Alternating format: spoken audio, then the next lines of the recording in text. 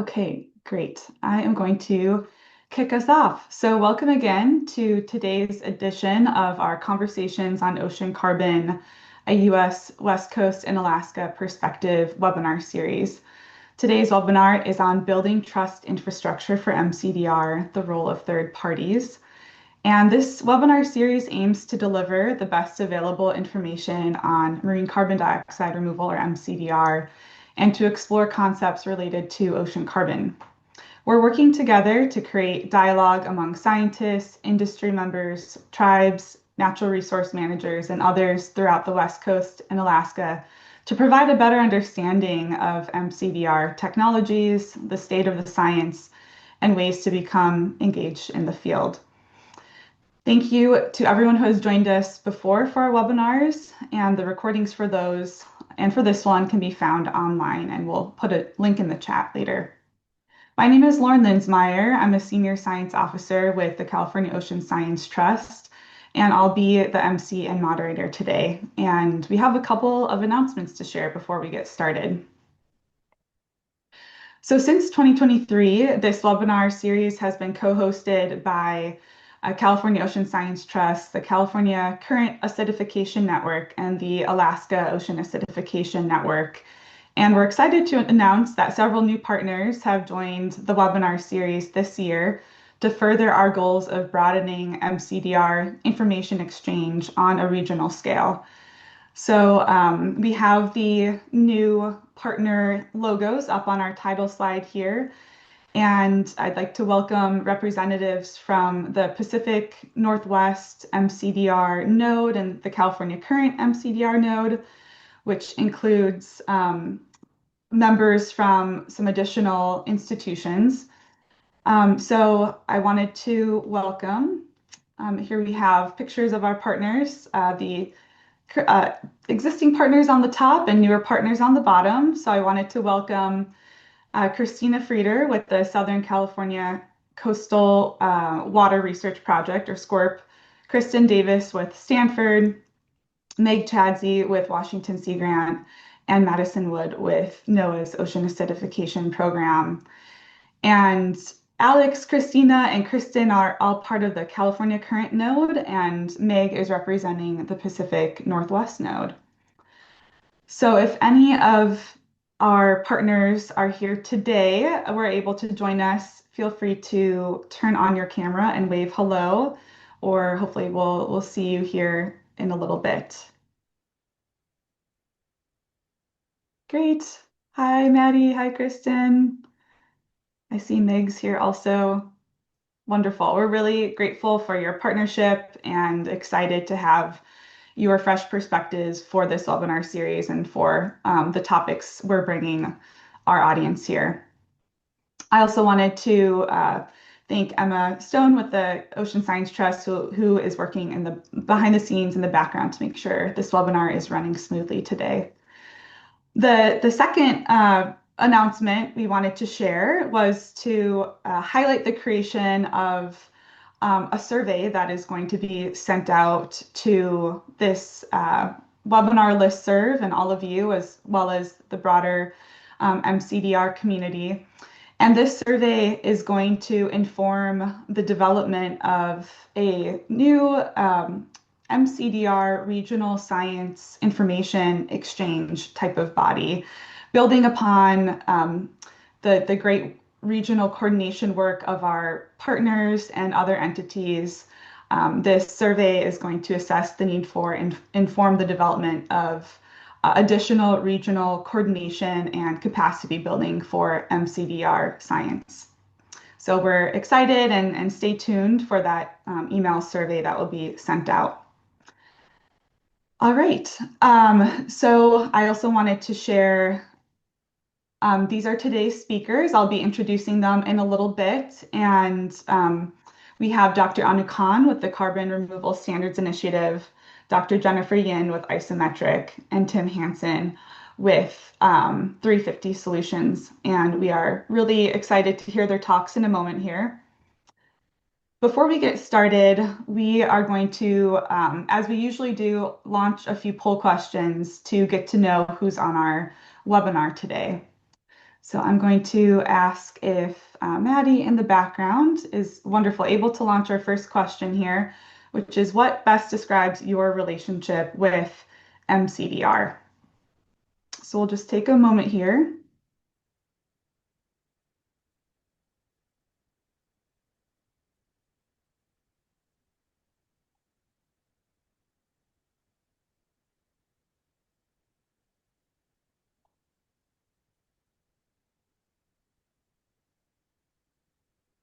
Great. And whenever we have a good amount of responses, we can end that poll and share the results. Great. So it looks like about half of folks on this webinar are already part of an active mCDR project, which is really interesting. And I think that's a bit higher than we've even had in the past, maybe showing just how much these projects have grown. We have some who are interested in pursuing projects and are funders at around 5% each. And then about 20% are on the policy, regulatory, or management side, which is a higher number than normal and really exciting to see. And then a good amount, about a quarter, are just interested in tracking this issue. And we're really happy you're here as well. All right, thank you. So we are also going to launch one more poll question. Our second poll is going to be where are you tuning in from? Where do you live or work? And this is to get a sense of how many of our West Coast and Alaska colleagues are here versus those tuning in from other parts of the US or world.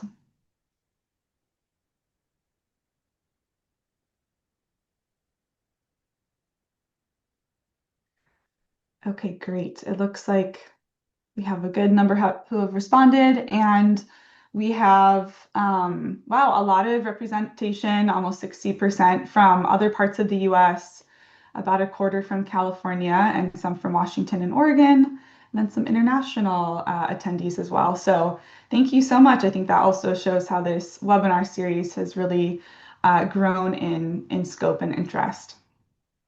All right, fantastic. So I would like to now introduce our speakers. And again, today we are talking about building trust infrastructure for mCDR. Um, so we will have 90 minutes in total for today's session, and each presentation will be between 10 to 15 minutes. That's what we ask the speakers, followed by a moderated Q&A at the end. And so a reminder for the audience, if you have any questions for the speakers for the very end, to please enter those into the Q&A function at the bottom of your Zoom screen, and we will pose these questions at the end of all the presentations. All right. So I would like to introduce our first speaker, Anu Khan. I forget if you have a PhD, so you can correct me there, but I believe maybe we'll give you an honorary PhD today. But Anu Khan is the founder and executive director of the Carbon Removal Standards Initiative, a nonprofit that provides technical assistance and capacity building for carbon removal policy focused on carbon quantification. Anu previously led the science and innovation team at Carbon 180, a DC-based policy think tank, and co-led climate grant making at Founders Pledge, a philanthropic fund focused on high impact policy advocacy for energy innovation. An electrochemist by training, Anu holds a BS in chemistry from Princeton and an MS in chemistry from Caltech.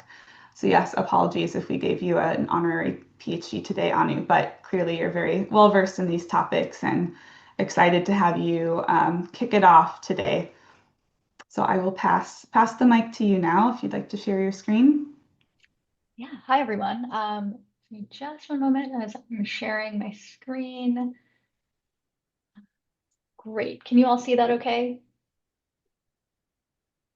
I can't see anyone, Yes, so I'm that assuming looks great, yes. Anu. Okay, perfect. So hi everyone, my name is Anu, and thank you, Lauren, and this organization for inviting me to speak today about trust infrastructure. So I run a small nonprofit project called the Carbon Removal Standards Initiative, or CERSI for short, like the Greek witch or the Game of Thrones character, depending on what you prefer. Before we dive into the discussion, I wanted to share a little bit about what CERSI does and kind of why I'm here talking about trust. At a high level, our mission as an organization is to provide technical assistance to policymakers, regulators, NGOs, and industry on carbon removal quantification. But our North Star is really about justice. We believe that carbon removal is fundamentally a tool for climate justice to reduce the harms of climate change, which accrue most directly and severely to the communities least responsible for it.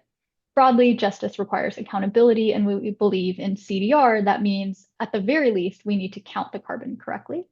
There are many other things that you need to deploy CDR solutions justly and equitably in our society, but counting the carbon correctly is definitely one of those things. In practice, our work builds on three foundational principles.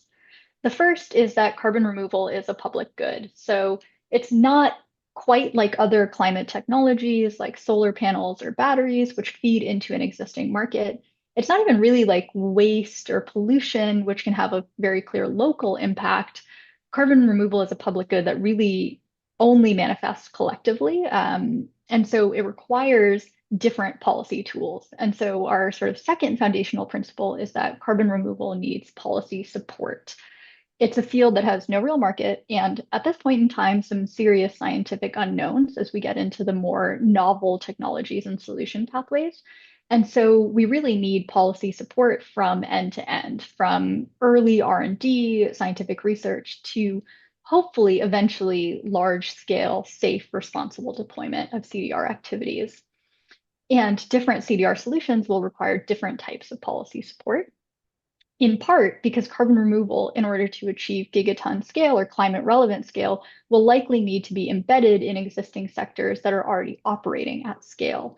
And taken together, what we think this means is that there's going to be policymakers, regulators, industry experts, standards developers from all different areas of expertise that will intersect with carbon removal and in some ways become ultimately responsible for writing the rules and implementing the rules of carbon removal. And what we want to do is kind of help make that easier by being a hub for information around carbon removal quantification, and also to do so in a way that is financially unconflicted. So we do not have any stake in the sale of carbon credits. We're a purely philanthropically funded nonprofit, and you can see all of our funders on our website.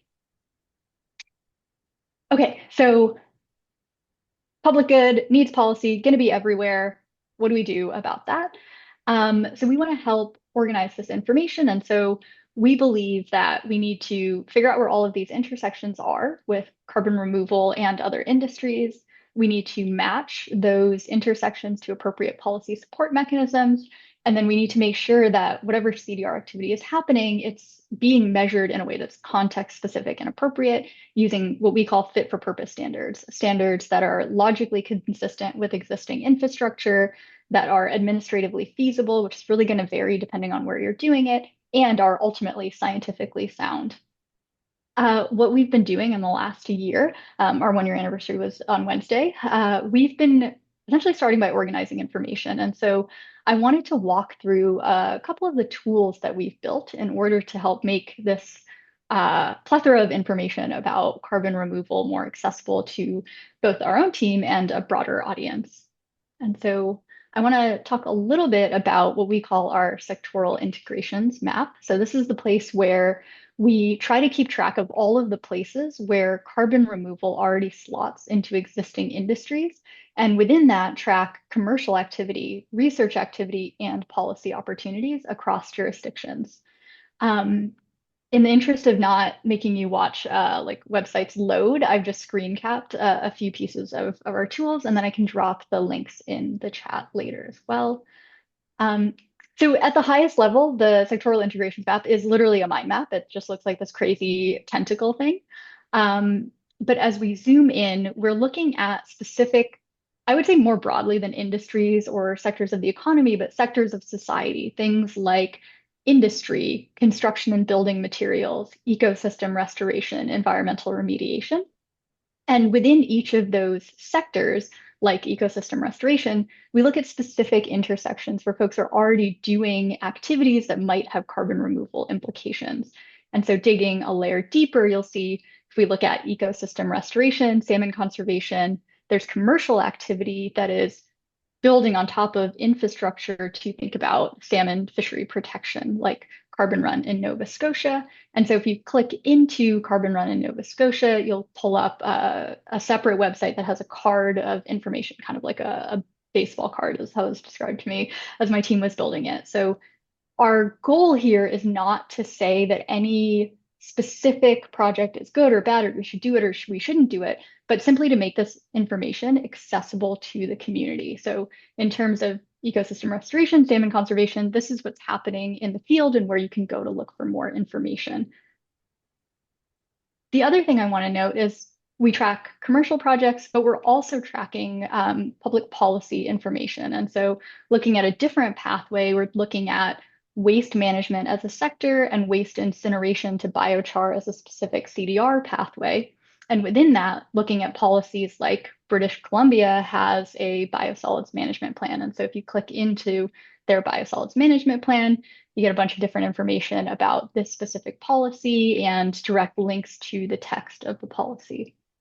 So I can share the link with everyone after, but just wanted to share that if you're curious about these different policies that are emerging, these different commercial projects that are emerging at the intersection of existing industries, we're trying to build tools to make that information more accessible to the community.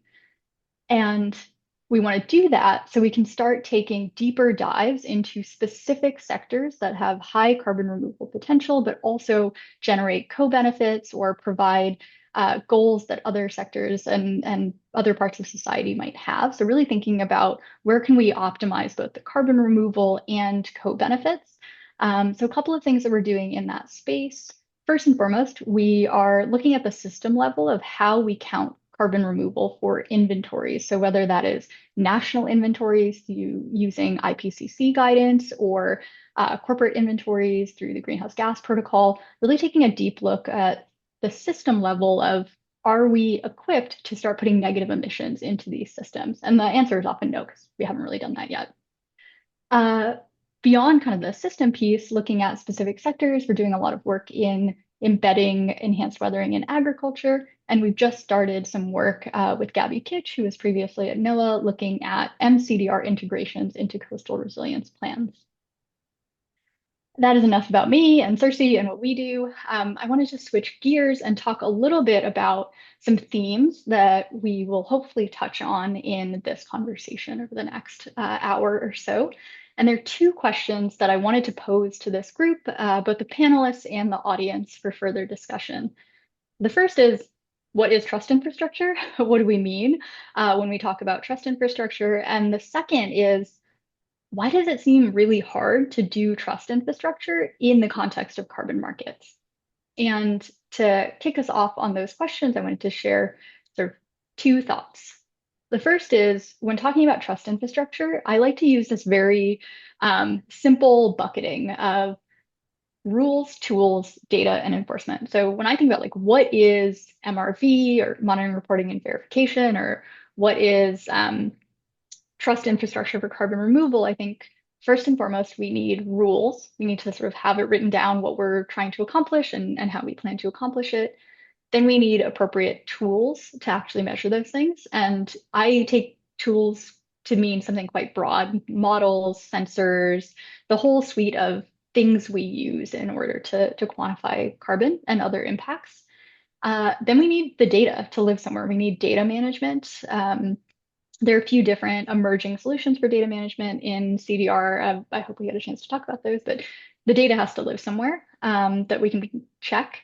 And then lastly, we need enforcement mechanisms. That can be purely in the commercial context of you do or do not get paid for a carbon credit based on what you did, or it can be in a more regulatory context, either a compliance market or other types of regulation. But ultimately, there needs to be some kind of enforcement of the rules based on the data that you collected.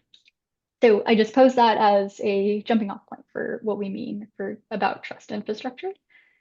And then the last point that I wanted to raise is I think a lot about why trust infrastructure is hard in carbon markets. And there's been a lot written about this. There's lengthy reports about how to improve the integrity of carbon markets. But One thing that is really salient for me as someone from the civil society perspective looking at this ecosystem is that there are different ways of developing standards and rules.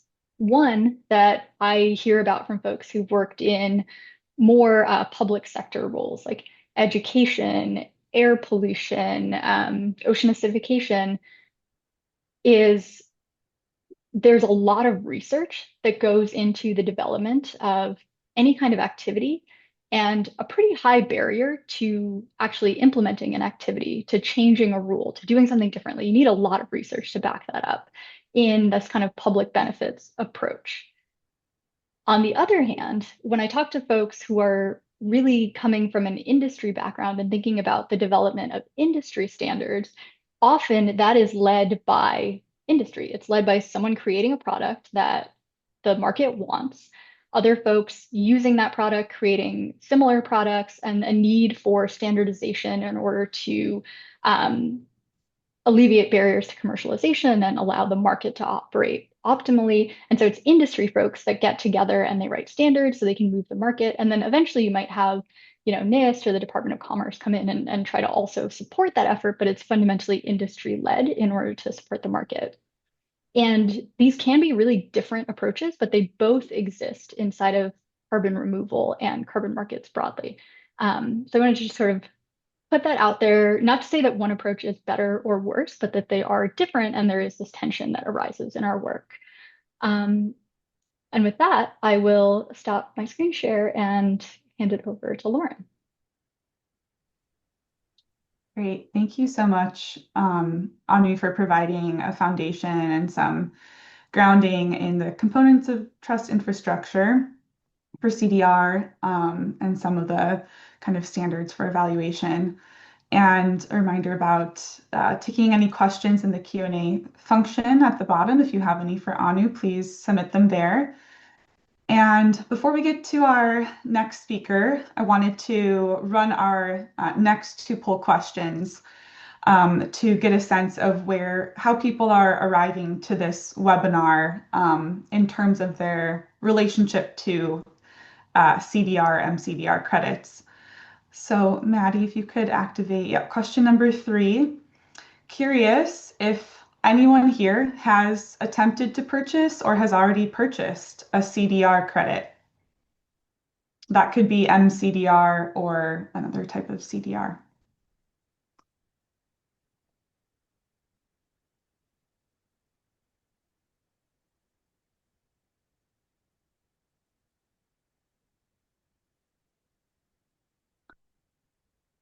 Okay, great. Thanks for sharing. So I'm not too surprised. The majority, over 90% have not yet, unless you're part of a business or government that can purchase them.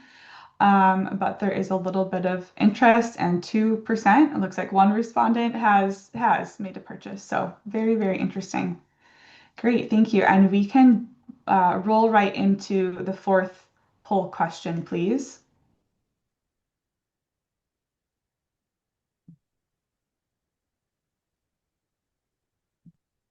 Oops, well, is that one being shared? Maybe I X'd out of it.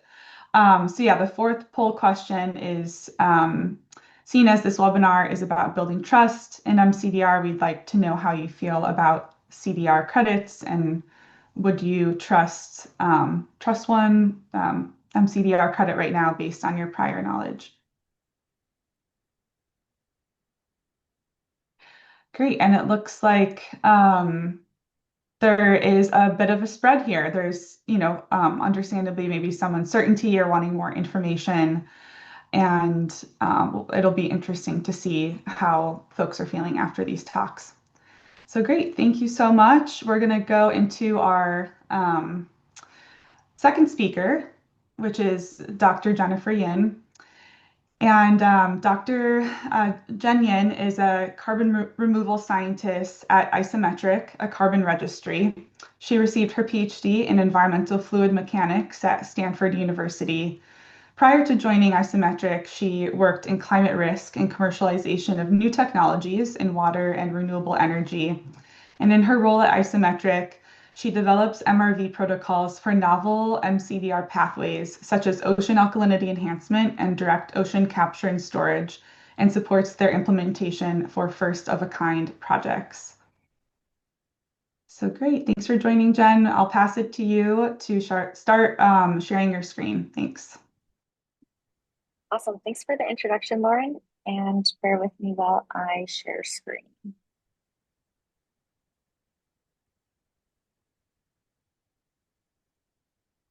Okay, can everyone see the screen? Yes, looks great. Okay, awesome. So, hi everyone. My name is Jennifer Yin. I'm a scientist at Isometric, and thank you, California Ocean Science Trust, for hosting this conversation. I'm really excited to be sharing this panel with Anu and Tim. There are many layers to establishing trust in marine CDR, and it's definitely a collective effort to build and sustain that trust.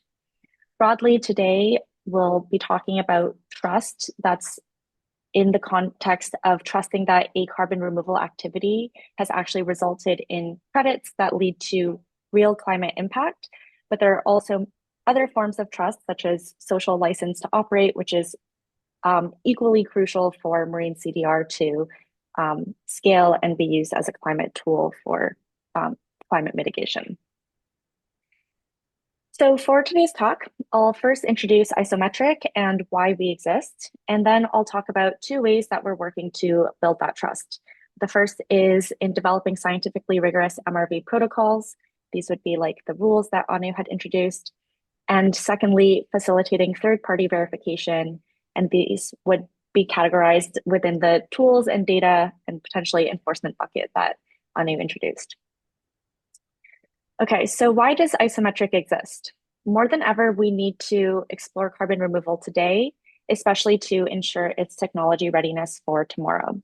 We know that legacy carbon markets and offset credits have been plagued by issues of quality, and high quality removals must be underpinned by rigorous science and transparency. So Isometric exists to fill that gap. Isometric is a carbon registry, and our mission is to build trust infrastructure to ensure that carbon removal scales responsibly and quickly. So what is a registry?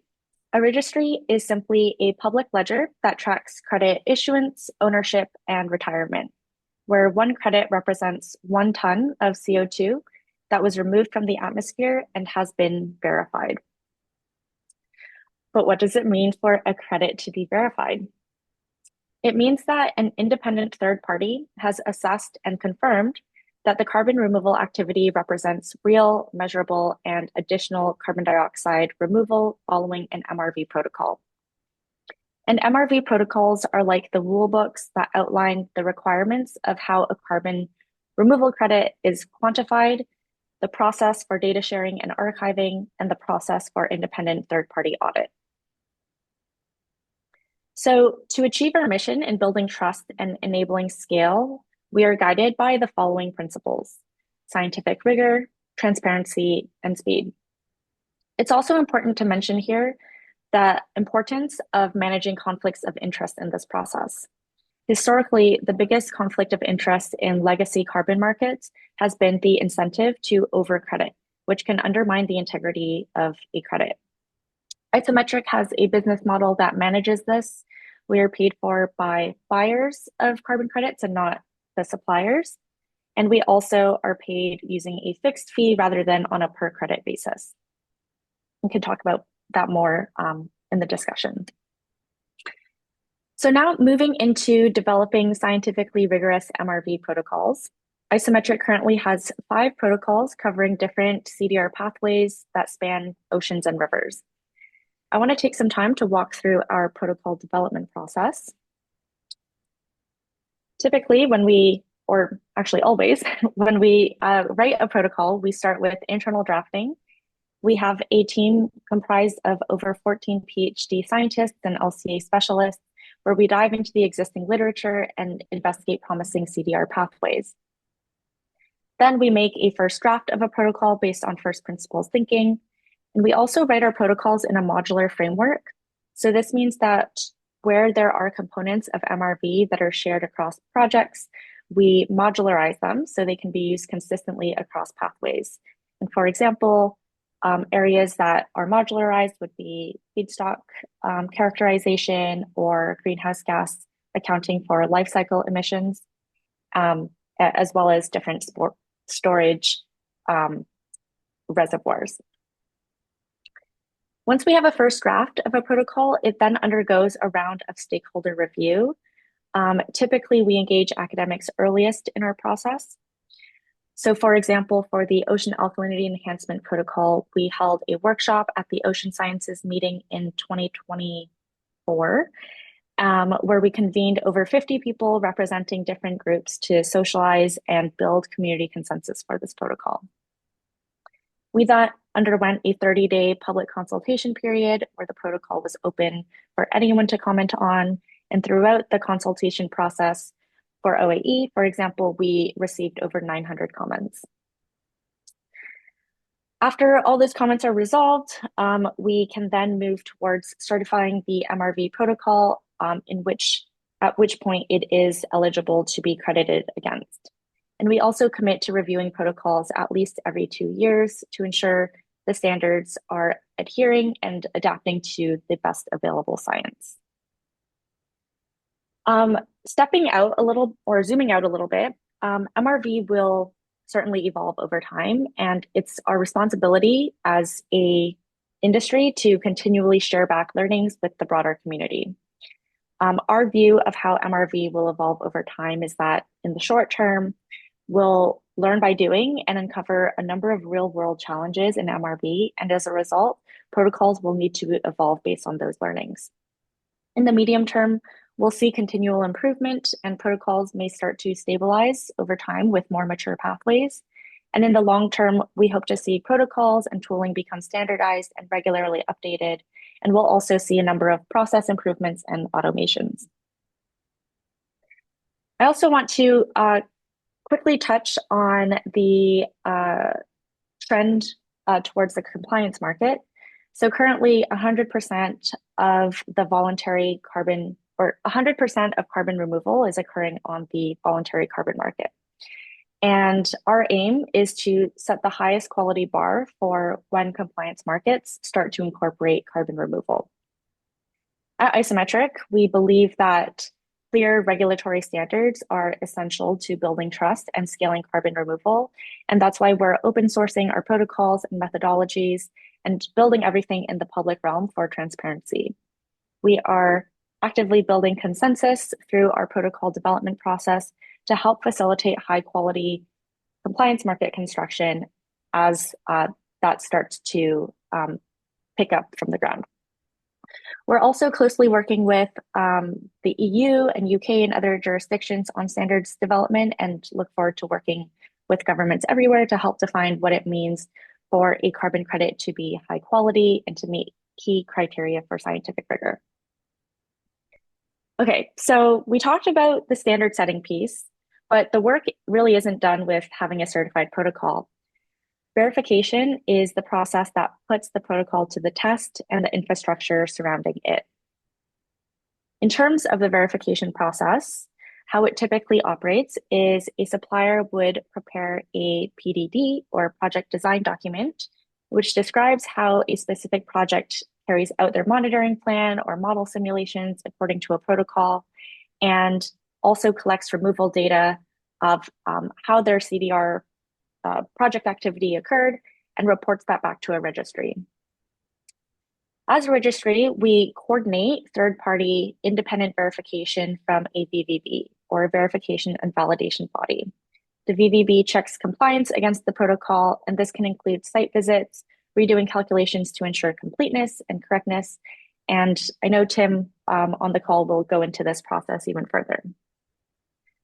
So at Isometric, in addition to facilitating this transfer of information, we are building the technology for data sharing and management of the verification process to enable speed as well as transparency and traceability of all the evidence that underlies a credit. And so I'm going to transition to a short demo of our registry platform. So can everyone see this change in webpage? Okay, Yes. assuming yes. Great. So this is Isometrics registry. And on this page, you're able to see all of the credits that have been issued. It's the public ledger that tracks issuances, deliveries, and retirements of carbon credits. And you can also scroll through and look at all of the active projects on our registry, as well as their current status of whether they've been validated or if they're currently undergoing validation.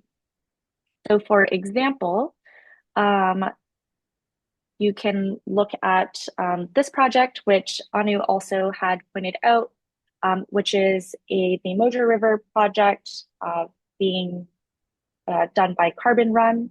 This is a river alkalinity enhancement project. And so you can see the project summary on this webpage, as well as the project timeline and supporting project documentation. And this project actually went into public consultation for their project design document last week. So if anyone's interested to review these documents, they're available online. Okay, so another project I want to quickly point people to is Planetary's Ocean Alkalinity Enhancement Project. This was the first ocean alkalinity enhancement project to be verified and issued credits and represent really the world's first marine CDR credits. So on this page, you're able to see how carbon was removed, some information on the monitoring locations, and importantly, on our registry, we maintain all of the evidence that underlies the quantification of a carbon credit. So, for example, you can click in and see this removal and see all of the data points and evidence and sources that support all of the numbers that go into the quantification, as well as the calculation tree for how the removal was quantified. So, for example, you can click through like so. I encourage anyone interested to explore our registry page and find the information that you're looking for. Transparency really isn't just about making information available, it's also about ensuring that it is interpretable and accessible. So if you have any feedback as well for how information is surfaced or information that you'd like to see, definitely let us know and we're open to feedback. The last thing I want to touch on is this page here, which you can navigate to by clicking protocols.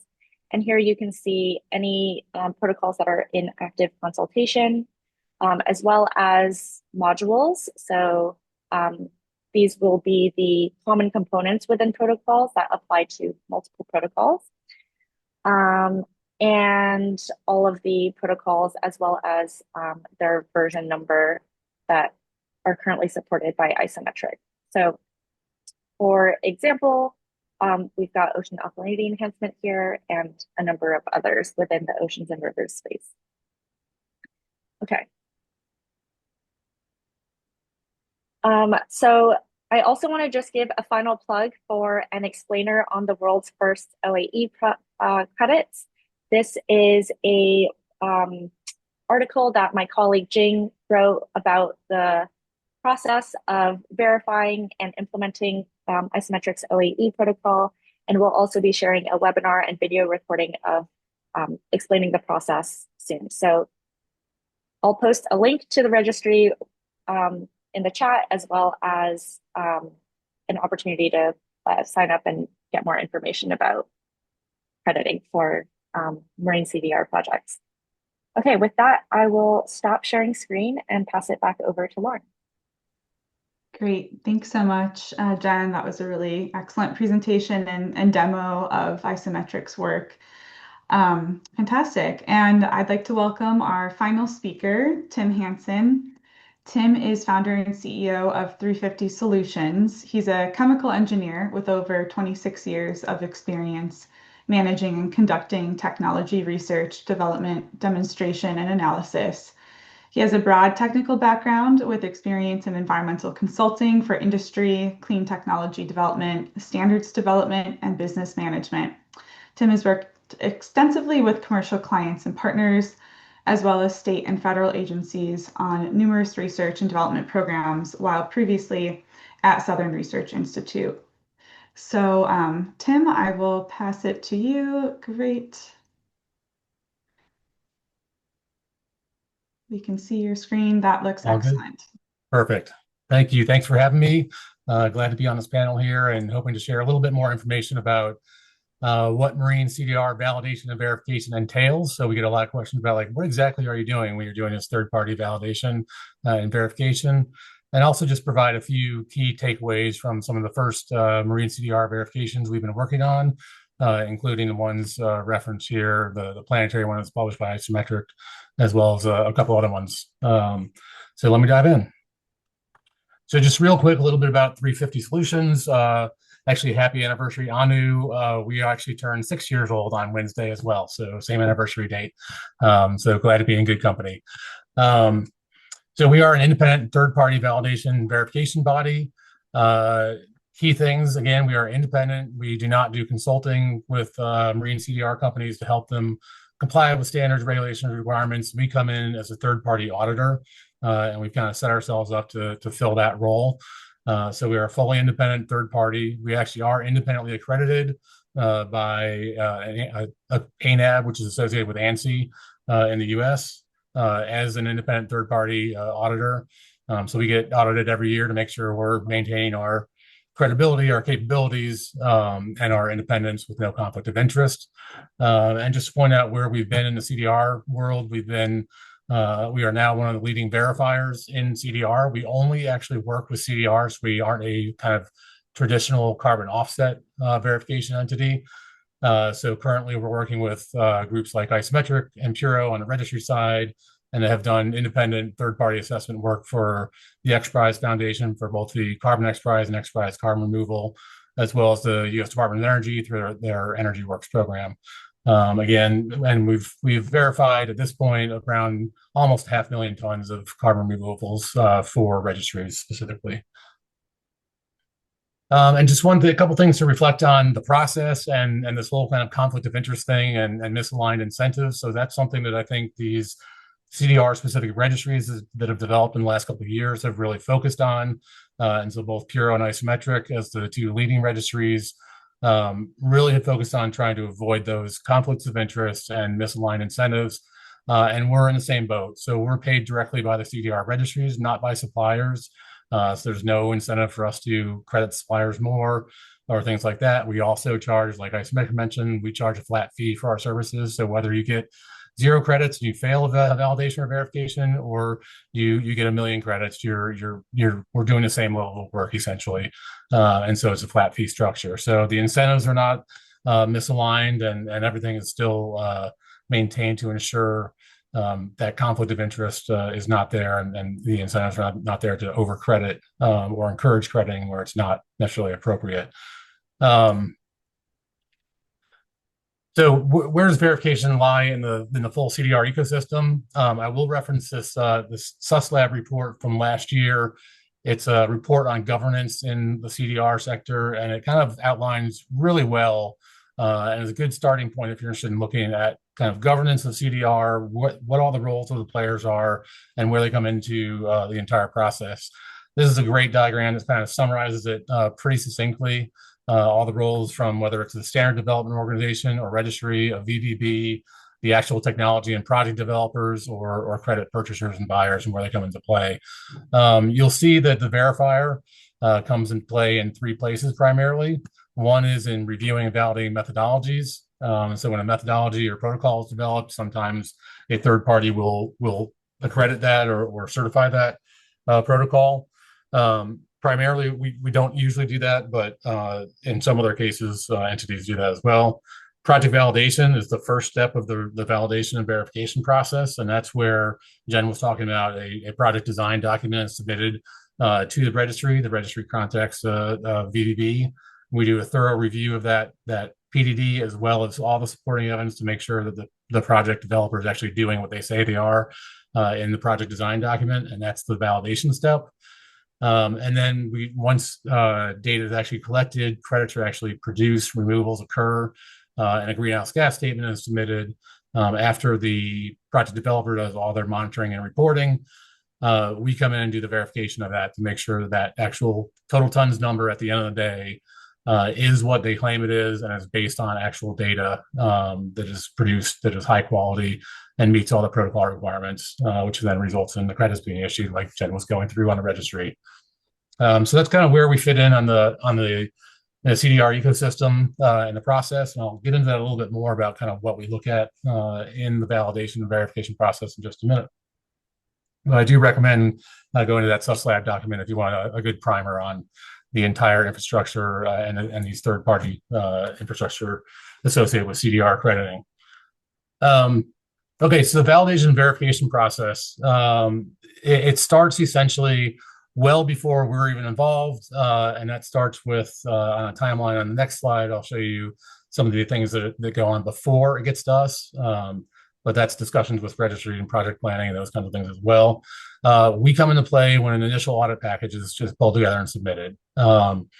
And so that happens, whether that's the PDD and validation and the supporting evidence associated with that, or a greenhouse gas statement, which documents the actual credits that a company is claiming, any evidence and data associated with that. That goes under an initial review by the registry. So they do their kind of due diligence on that to make sure it's complete, administratively complete, and there's nothing necessarily sketchy in there. They have to go back to the supplier developer and discuss. Then that is sent to us. We do a document review initially, go throughout all the documentation, data, supporting data and information, review that. We will typically then have a list of findings we develop and discuss those findings with both the registry as needed and the project developer.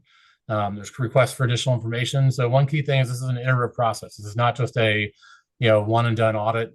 We are going back and forth, gathering more information, asking for clarification, giving the supplier a chance to respond to any nonconformities or issues we identify, working with the registry to identify and obtain additional guidance on like what they meant in a protocol, or if something is kind of borderline, whether that meets their intended requirements within the protocol, if it's not clearly defined. So we'll go through this iterative process back and forth. We do a site visit as well. I'll discuss that in just a second. But during that site visit, we are evaluating the process, making sure it actually matches what they're doing in reality versus what's claimed in the documentation. We develop a verification report that goes through internal quality assurance and review by a separate party on our team. And then it also goes to the supplier and the registry to provide input to make sure we're actually accurately describing the supplier's technology or the process. And also the registry gets to review that as well to make sure it complies with their requirements. Once that's done, the project is validated or verified, and you get our stamp of approval on that. And one key thing to note, the stars there remind me that these things are published, right? So one of the requirements we have or work with the registries on is the verification report. The validation report is a public document, again, to encourage that transparency and trust, to make sure that is fully transparent. We get a lot of questions about timeline. How long does this take? How thorough is it? Those kinds of things. Specifically for mCDR, it can be a little bit longer for a couple of reasons. One thing, project inception can take a while, whether that's permitting, developing baselines, kind of because of the nature of mCDR, especially getting that background baseline data, getting through permitting processes, stakeholder engagement, community engagement prior to project implementation. Those things can take a while. So this is just a representation of what it could take. It could be a very short process, or it could be very lengthy. Once you get beyond that, and you have your project developed, in place, ready to roll, project design document in place, that's where we come in to do the validation. That's usually about a 3-month process, depending. But often for these first of a kind applications, there's a lot more back and forth to try and clarify information, data, processes, how you're doing things. And there may even be some additional research that has to be done before getting that project validated. And then once, for example, in an LE project, you start dosing alkalinity, credits are issued after the actual removal occurs. So they're ex post. So we have to wait until at least 50% of air sea gas exchange occurs after dosing before a greenhouse gas statement can be submitted by the supplier. And then we verify that greenhouse gas statement. So there is kind of a delay after that initial dosing as well, and after the project's validated before verification can really occur for actual crediting. So it's kind of a little bit on the timeline. We had a lot of questions about like, okay, what does this actually mean? Like, what do you do when you're actually validating and verifying a project? On the validation side, the two key things are the project design document, the PDD that the supplier develops, and the protocol. The protocol is kind of the Bible of the process. It gives you all the requirements and fundamentals and science and measurements that you have to do to ensure that the credit that is issued is a ton of actual CO2 removed, and it's a high quality ton with limited uncertainty.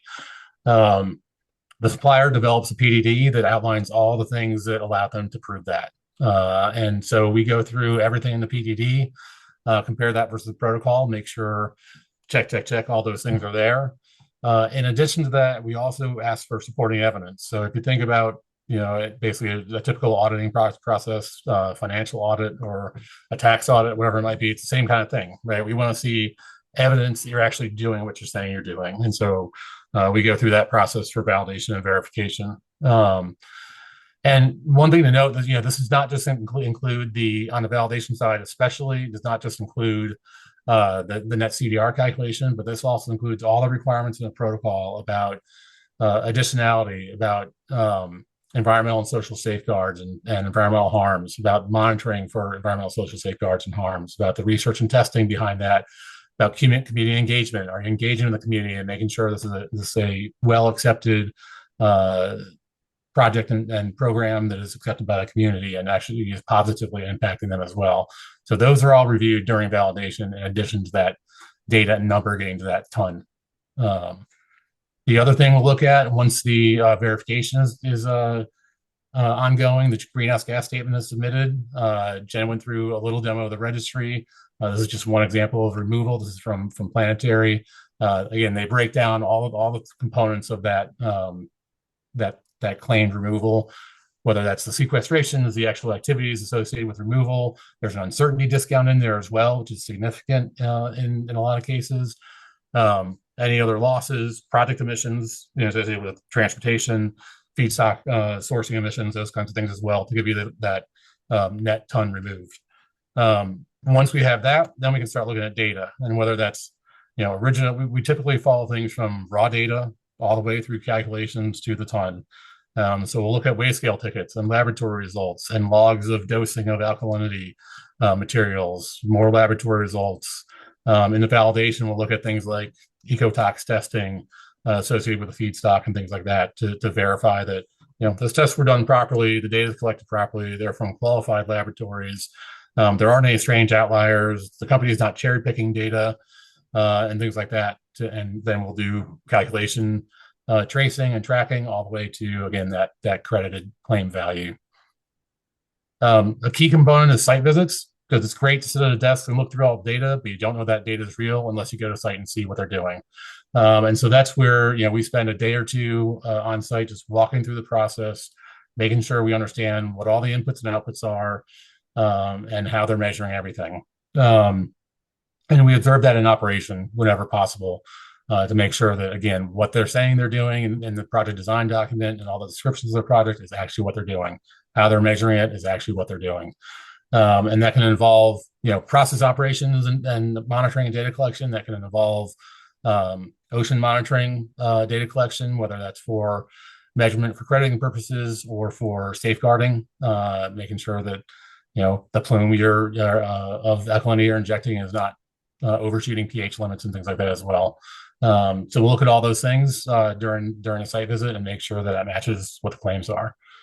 And finally, we issue a report. And again, those reports are publicly available on the registries, which is great to see. We like to see that transparency is there. And so we encourage people to, sometimes they're a little harder to find. There's a lot of information on some of the registries. You got to dig in to find them. But I've got some links here for examples, but you can find those online as well.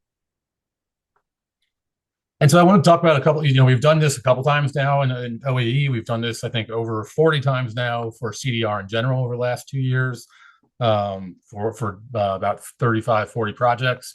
Um, and so specifically with in relation to mCDR, I just want to talk about a couple takeaways and kind of opportunities for improvement in the industry from what we've seen. I don't think any of these comments are going to be groundbreaking. I think this is stuff the industry generally knows. But for those unfamiliar with it, here are some of the challenges or some of the issues we're seeing. Um, Look, monitoring the ocean is tough. It's thorough in general, but when you're talking about small differences, it's very hard to distinguish if any impact is occurring, because it's very hard to distinguish background from things that within your plume. So we've seen that in several cases. Things disperse rapidly, and then you're not able to monitor beyond like just the initial plume. So that's an area that is looking for both growing monitoring capability, as well as potentially longer term studies to see if accumulation of added feedstocks or things like that might occur beyond just this kind of initial plume monitoring. So that's something we're seeing, and I'm sure we'll see improvements in that over the years. Obviously, modeling is an issue, and there are entities and groups like Seaworthy that are starting up to help address some of these things. The linchpin for crediting is really this air-sea gas exchange modeling at the end of the day. But currently industry is using available models, maybe not necessarily fully fit for purpose models for what they're doing. Everybody's using their own modeling approach. There are custom implementations and bespoke models. Yep, a lot of people are using ROMS models, but even within the ROMS world, there are multiple implementations and customizations from different groups. So it's hard to find kind of consistency in approaches to allow you to kind of compare approach to approach. As I mentioned, there are some developments underway that can lead toward those improvements in modeling and consistency in approaches, which definitely makes verification and crediting easier. Another specific thing is that uncertainty analyses, and specifically how you're in a lot of cases using multiple models at different scales. And so how you propagate uncertainty through and transfer information from one model to another is still also being developed as well. So we're looking forward to seeing improvements in that over the next years. And the other thing is, these are all first of a kind, right? So right now we're in a world of first of a kind marine CDR projects, protocols, verifications, expansions of projects. So it's a nascent industry. We're doing research and development while we're also crediting commercially. So there's going to be a little bit of uncertainty as we do these initial crediting projects, but hopefully that will improve as operations expand, protocols continually improve, like Jen was mentioning, and more things change and improve as more projects come online. These are kind of like live research and commercial projects at the same time. And then as we get towards these, nth of a kind projects, we'll head toward that consensus and stability that'll let things kind of stabilize. Again, and as we know more trust, as we're transparent during these first of a kind projects, trust will be elevated, and hopefully there'll be kind of consensus around what's okay and what's not. So with that, happy to answer some questions. Great. That was an excellent overview of the verification validation process, Tim, and appreciate you also mentioning some of the current needs going forward. So I want to thank all the speakers again for their presentations and all of the questions pouring in. We will get to the Q&A and have a good half an hour for this portion. Before that, we have one final poll question to activate, please. And this will be interesting to hear. So after the presentations today, how did your opinion of mCDR credits change, if you are comfortable answering this one?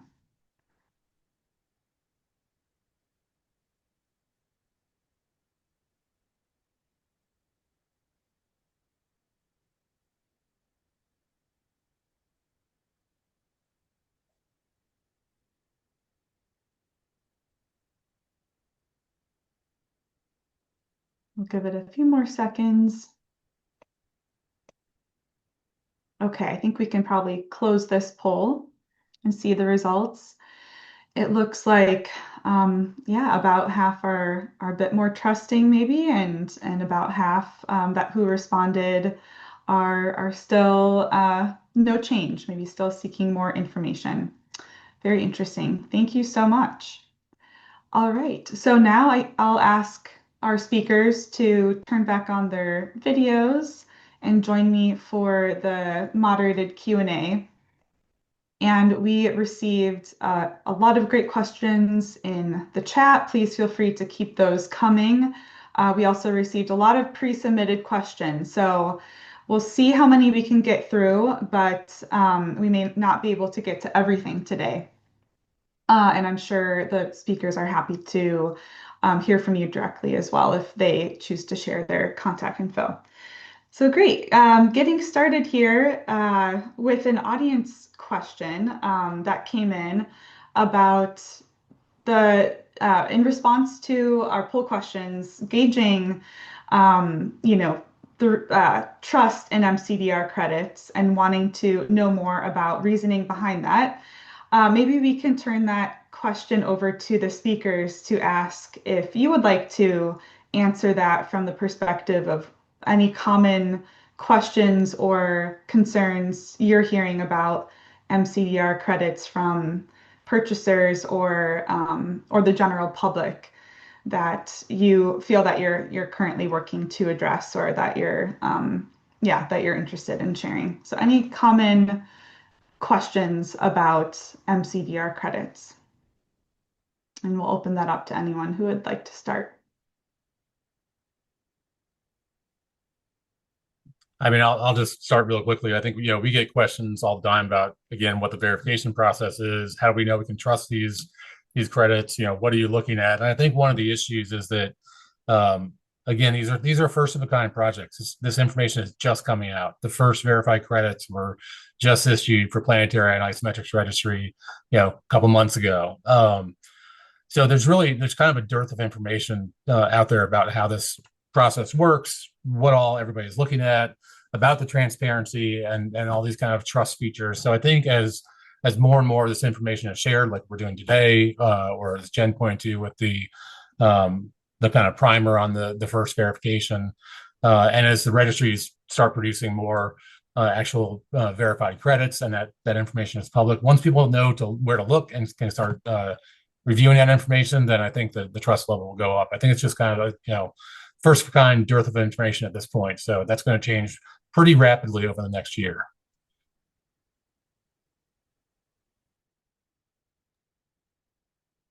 Great, and that makes sense. And I don't know if others want to chime in comparing mCDR to other types of carbon credits that might have been around longer. What is unique about what you're hearing about mCDR credits, or is this right where we would expect to be currently given the nascency of these credits?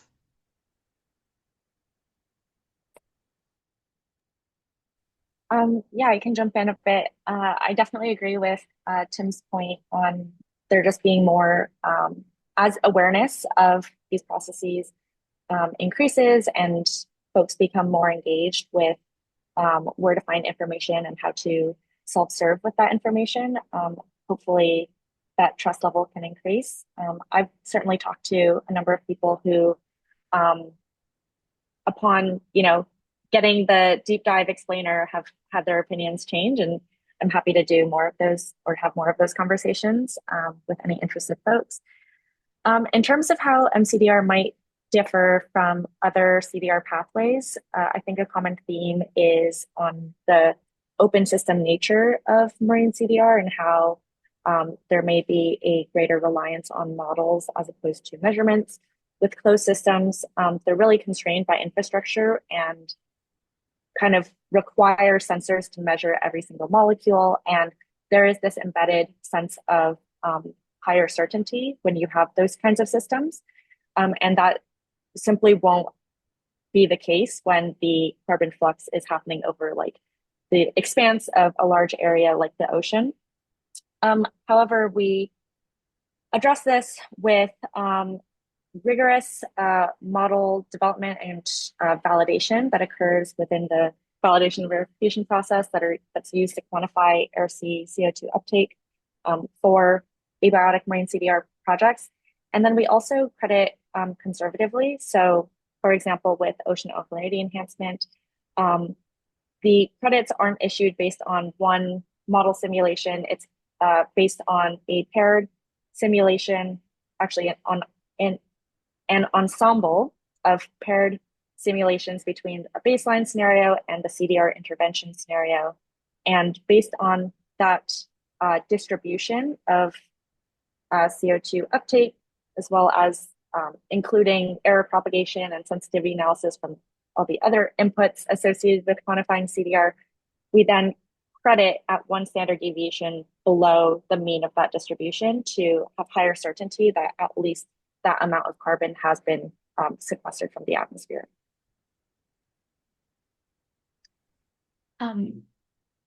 Appreciate the input from Tim and Jen on the crediting perspective. I guess one additional viewpoint I would add in terms of how are mCDR credits similar to or different from other crediting paradigms or types of CDR.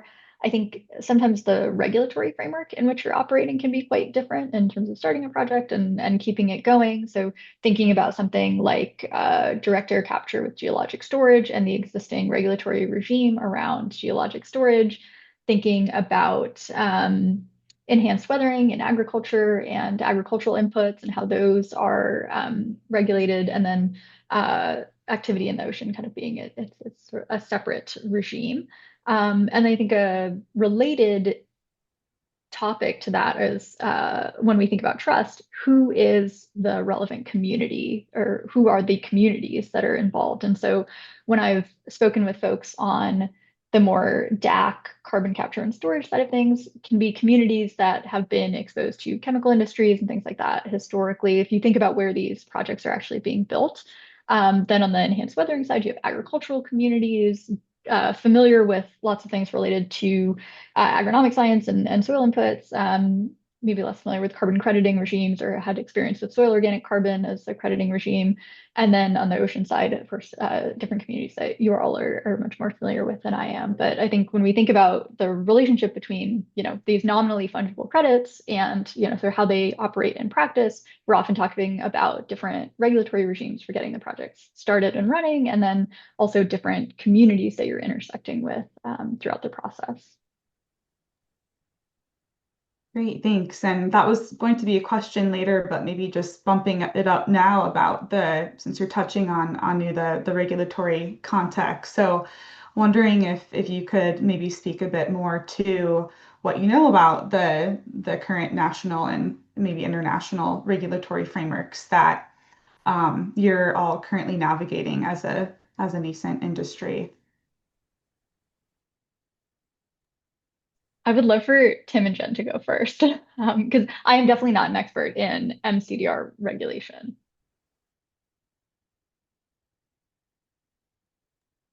Yeah, I can start. Also not a policy expert and happy to share contact info on the mCDR policy expert on our team. But I can say that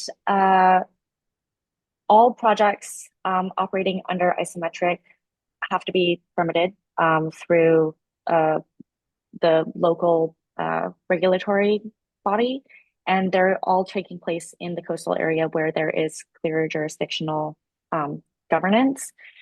I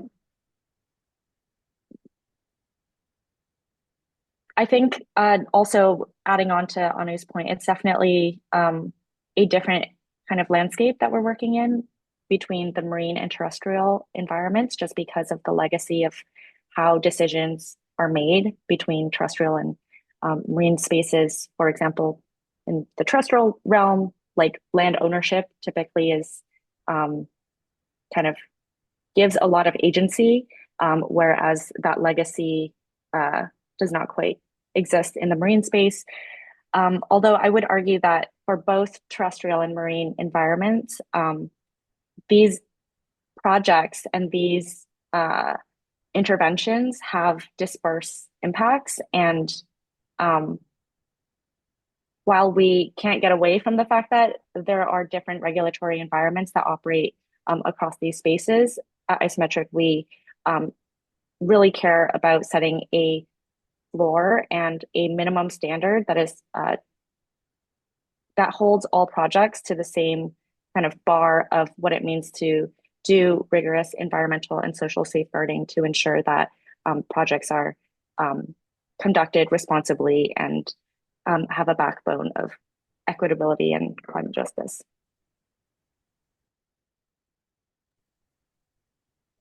And I think I'll just add that from what we're seeing on a variety of marine CDR related projects is that the regulatory environment is a little bit all over the map, very depending on the local regulation and also on the project development. A lot of project developers are working within the confines of, for example, existing outfalls that are going into the ocean. And so those are currently permitted. As long as they stay within the limits of that permit, then additional regulatory actions aren't really needed. And so there are cases where that occurs. So that's a good way for some early projects to kind of get in the pipeline and get some mCDR happening. But there's also not additional oversight aside from that existing permit and those requirements. So I think that's where some of the requirements for environmental and social safeguarding and things like that isometric and other registries put in place in the standards come into play and are kind of checked against as well. So yeah, I just wanted to add that. Great, thank you all. So moving to a question that does relate back to environmental safety, which was just brought up, and given that a lot of these mCDR projects are operating within an existing regulatory framework that was not designed for mCDR specifically, but that environmental safety and safety in general is an important aspect of building trust in an mCDR. Yeah, wondering how you all would respond to a stakeholder asking if mCDR is a safe approach to do, as the question asker put it. Maybe Jen, if you wanted to go first, could you discuss how isometrics registry and MRV protocols could be aligned with or expanded to include assessment of environmental risk in light of these stakeholders and communities who want to know, is it effective and safe? Yeah, for sure. So I think it's important to note that every marine CDR approach is different. And so there isn't a one size fits all answer to that question. And the relative safety of these projects really depends on that specific CDR pathway, the project site, and the intended dosing levels. So for example, with ocean alkalinity enhancement, there's typically a dosing threshold below which there's no evidence of environmental impacts, and at least in the marine environment, and is considered safe. But that's going to be project specific, and so there can't be like a broad sweeping conclusive statement of yes or no. However, we only work with projects that we deem to be robust in their environmental and social safeguarding. And we think that's essential regardless of where and how the carbon removal technology is being deployed. All of these requirements fall under the isometric standard, which is actually the kind of higher level governing document that all of our protocols fall under. And so, for example, within the isometric standard and in the OAE protocol, once again, using OAE as an example, we have specific requirements around comprehensive feedstock characterization, mandatory permitting from local environmental authorities, and community engagement. So, for example, the input of local communities is a key component of the process for demonstrating environmental and social safety. And isometric requires that project developers ensure that all stakeholders are equitably represented, involved, and are able to contribute freely. And this includes holding consultations with stakeholders and local communities. The results of those are submitted to isometric. They're verified by a third party, and all of that information is available on the registry in the project documentation. So I saw another Q&A question about how stakeholder engagement with fishing communities has gone. Carbon Run is a great example project for that, and you can see the organizations as well as the outcomes of the stakeholder engagement process and the top kind of concerns and comments that came out of that consultation process in those project design documents.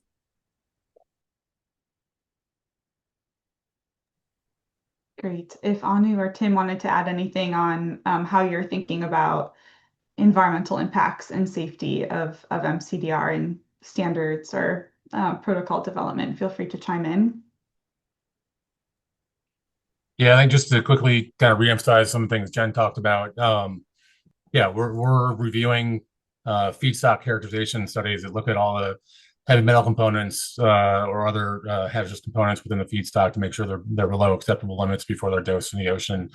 There are ecotoxicity studies being done associated with the feedstock or with whatever mCDR approach is being utilized. And some of those are done in conjunction with communities. We're aware of one project in the Pacific Northwest that was working with indigenous communities on salmon population and the potential impact of their process on salmon population. And so those kinds of things and activities are happening. It's great to see. And I think those are some of the at least first safeguards and demonstrations of safeguarding that we're seeing in the industry, which is great. I think the only other thing that I would add is that a lot has been learned from the sort of history of the last 20 years of crediting and engagement on both environmental and social grounds. And I think the carbon removal ecosystem is somewhat unique in that we're sort of growing this field after all of this learning has happened, or some of it is in process. And so looking at these crediting processes from the civil society perspective, it's actually really heartening to see to what extent these conversations have been foregrounded from the very beginning. And that in other industry standards development processes is not always the case. So we do have the benefit of having seen things not go well in other crediting regimes in the past. A couple examples were just brought up of mCDR projects engaging indigenous or coastal communities in the process of development. So how, and we received some questions related to coastal community engagement. How can trust infrastructure incorporate community input and provide off-ramps or checkpoints where practitioners and communities can assess if it's appropriate to continue a project? Maybe Tim, or yeah, I see Jen went off mute. Sure, I can start. So under isometrics protocols in the oceans and rivers space, the environmental, or I'll start higher level. So an environmental and socioeconomic risk assessment is required for all projects. And that risk identification is then used to identify key parameters that will be monitored to determine and kind of enforce whether a project is operating within responsible bounds or not. And the identification of those safe thresholds for these parameters are generated in consultation with the local community. And so the communities that are impacted always have an opportunity to identify, what matters to them most and what thresholds they want to see enforced in their environmental monitoring plan. And that needs to be demonstrated before kind of an environmental monitoring plan is approved and before projects kind of activities can begin and before crediting would be viable.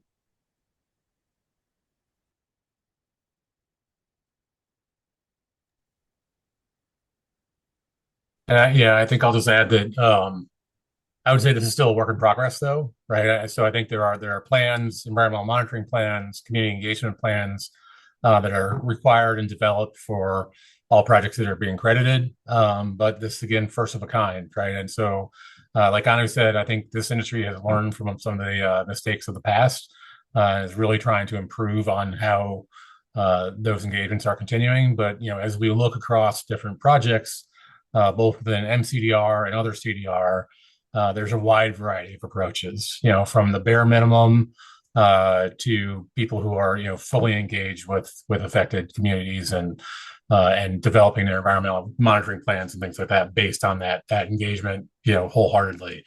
And so there's definitely room for better definition of what those requirements are that the project have to implement, as well as on the implementation side from projects as well. But it's certainly at a better state than it was in some past carbon offset programs and things like that.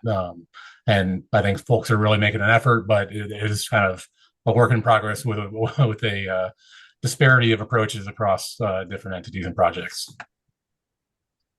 Just to build on Tim's point, one thing that I think is important, and again, is a work in progress, is engagement and trust infrastructure beyond the project level. So it's always challenging if your first exposure to these technologies or concepts is someone who's showing up here and they want approval for a project and can do everything the right way and be very thoughtful and still, they're here because they want to do a thing. And one sort of broader concept that I think different folks in the CDR ecosystem. I was previously at Carbon 180. They've done a lot of thinking in this space. The Institute for Responsible Carbon Removal at American has done a lot of thinking in this space. Simone Stewart at WF. So there's folks in the ecosystem who are thinking about this community trust infrastructure at the kind of next layer out. So folks are exposed to carbon removal, different technologies, different implementations, not just directly through the lens of a project or a crediting opportunity, but more broadly as a climate solution. And I think that's an area that we still have more work to do as well. Really And interesting. Oh yeah, go one ahead. last quick point is that this is a continuum. This is not just we develop a community engagement plan, environmental plan, it passed requirements, we're good to go. As we verify credits, quarterly, annually, whatever it might be, we need to see, evidence of progress and continuing efforts and community engagement. It's not a one-time thing. And, there is a point where if an entity is not doing that community engagement, a year down the road at the next verification, they may not get credited because they've avoided doing those required efforts. So it's a continuous process, continuous improvement, and hopefully that will help with the engagement as well. That's just interesting to hear about the continuing evolution even of the process of building trust beyond on the project level. So thank you for all sharing. And so shifting, I guess, slightly to monitoring, reporting, and verification, or MRV protocols for mCDR projects, which is a big important part of verifying actual removals. We did receive some questions about continued uncertainties and challenges and gaps with mCDR, MRV, and how to deal with those uncertainties. It was mentioned that models are a really important part of understanding, or conducting MRV of these projects in an open system like the ocean. And so maybe starting with Tim, there was a question about how do you do a site visit, for example, where the PCO2 equilibration might be thousands of kilometers away and many months after the treatment. Yeah, so I think that goes into the category of the best we can do, right? And so we do a site visit to verify that everything they're doing, project is doing in terms of what they're injecting, how they're injecting, all the values associated with that, the nearby plume measurements and monitoring, that all that is being done properly, so that can feed into the modeling that then results in that air-sea gas exchange 1,000 kilometers out and things like that. So look, there's no good way to go measure that. It's too dispersed. The measurements can't tell a difference between background and the impact of the project. So we're able to ensure that everything that's being done is real. The data collected on what was done at the project level is real, and then that feeds into a model that's been validated, reviewed, and accepted for the actual crediting verification. So that's kind of how it works. And don't forget that we are also checking at that point, those environmental safeguards, environmental monitoring. We're checking those during the site visit. We're also checking all the things that go into kind of the life cycle analysis and deductions associated with emissions from the project as well. So we're checking all those things on site. But yeah, it's a very good point. It's one of those things that, especially on the open system pathways, is like I think Anu mentioned before. It's kind of hard to truly validate and measure those direct crediting approaches based on measurements in the field in those open systems. Great. And maybe in follow-up, what if, as the science and measurements and modeling in the ocean continue to improve, our understanding of actual removals from an mCDR project, what would happen if there were advancements in the science that affected the quantification of past credits? How would that be addressed? So I can take that question and answer how isometric handles that situation. So we don't go back and retroactively change any information associated with a credit. Once it's on the registry, it is maintained and there. We do indicate what protocol the credit has been issued under and all the supporting evidence that led to the quantification at the time that it was that those credits were generated. Moving forward, we are constantly updating our MRV protocols to incorporate the latest advances in measurements and models. And so any projects that are forward-looking would have to adhere to the latest version of the protocol and the quantification. If there are changes in quantification strategies, then that would be reflected in future credits.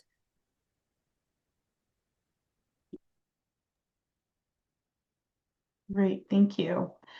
Okay, I think we have time for maybe two more quick questions before wrapping here. For Anu, we had a question about what would be your number one or top three actionable recommendations for credit suppliers to improve trust from where we are right now. Is that Will? I feel like that was Will. um, I I think, well, one thing that I have been thinking about across CDR pathways in terms of building the civil society ecosystem around the science is how we bring in more scientists who are not primarily working on carbon removal pathways or, for example, mCDR pathways, but it's part of a broader portfolio and are not necessarily involved in any specific mCDR projects. And so I think that would be one thing that's top of mind for me is how do we grow the academic and research community around this and diversify the community? One thing that I've heard in different mCDR convenings is a lot of the expertise comes from a few disciplines within ocean sciences. And so I will say, sort of off the dome, my number one thing right now is how do we grow and diversify the ocean science disciplines that are feeding into and supporting, but also kind of checking what's happening more broadly in mCDR and open system CDR. Great, thank you. And just very briefly, as a final question for the speakers, if you could speak briefly to what are ways you think that we can better communicate how all of this works, quote unquote, so that people understand it, given the nascency of this field. So maybe a few final thoughts from each of you. It depends who you want to understand what, I think. It's super context. Well, yeah, so I think one thing that we come across a lot is in thinking about who our audience is. And so a policymaker, like a congressperson, very different communication tools, needs compared to someone who's a regulator who's super in the weeds of the language and technical details of what needs to happen. So I would say first and foremost, being specific about who you're communicating with and what they need to understand. Thanks. Any final words from you, Jen? Yeah, I would say that in terms of verification, it's like getting your homework checked, and we need someone to write uh, the rules of what that homework entails. We need someone to check that homework, and um, we need a structure for people to submit their homework and for it to be checked. I think those are the like a simple analogy for how I would frame the registry operation process. Yeah, I mean, just a couple of comments on kind of improving trust and transparency too. I think goes back to one of my first comments on the webinar too in the Q&A was, really we're just starting this, so the information is just coming out. So yeah, there's been research and science and things like that too, but these actual larger scale projects, the ones now are still pretty small scale, but they're just getting rolled out, right? And so I think number one is just pay attention over the next couple of years. There's going to be a lot more information. Thankful that groups like Isometric and Pure are putting out verification reports and information on the supplier side. There are other examples of data sharing where data from their projects and things like that is being shared. And like enhanced weathering has just started that with, I think, Cascade Climate. So efforts like that I think are valuable for the industry and for the public to be able to understand kind of what's going on. But it all does go back to Hanu's point about who are you talking to and who needs the information and how you tailor that to them as well. Excellent. Well, thank you, speakers, so much again, Anu, Jen, Tim, for a really fantastic session today. We're going to be ending here and want to thank all of the attendees and those who are going to be tuning in later.